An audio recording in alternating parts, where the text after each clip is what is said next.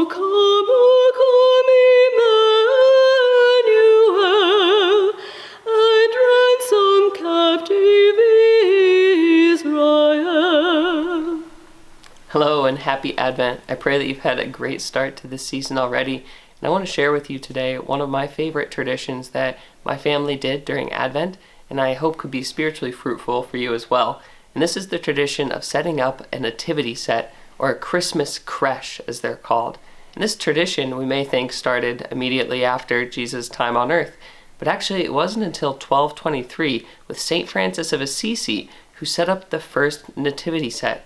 And what he did is he found a cave and he brought in all sorts of live animals, and that's where he set up the first manger to remember Jesus in this way of making a nativity set. Now, this is a beautiful tradition because there's several things that the nativity really highlights. The first one is the incarnation. Christ came and took on flesh. This is the central mystery that we get to celebrate at Christmas, that God would come down in the humility to take on the flesh of man.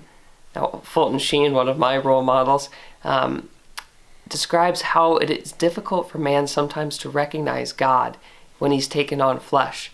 He said that two groups of people came to see Jesus. The first one were the wise men. And the wise men were wise because they knew that they did not know everything. And the second group was the shepherds. Now, they were aware that they knew nothing. And so in both ways, they were able to recognize Christ in the humility of flesh. Now, I think a big challenge for us today, we think if I was in the time of Jesus, certainly I would recognize him. I don't know if that's the case. Do we have the same humility that Christ had to recognize that God would come and take the form of a little child lying in a manger? And this brings me to the second point. It's a beautiful lesson in humility.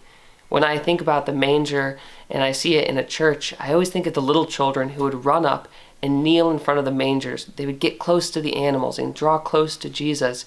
And this is the posture that we ought to take as well when we approach Jesus in the sacrament of the Eucharist, and in a special way at the manger scene. Again, Fulton Sheen says that because Christ was born in a cave, everyone who came to see him had to stoop to enter into the cave. They had to take on the posture of humility and also the posture of reverence to put themselves in the presence of Christ. Now, it's Christ who came and was born in Bethlehem, the town that's literal meaning is house of bread. And even more so, he was laid in a manger, the feeding trough of animals. You might ask why this would be, and truly it's because he is the bread come down from heaven that will save us from our sins. There was no room at the inn for Jesus, but 33 years later, in the upper room, Jesus would offer his own body in the form of bread.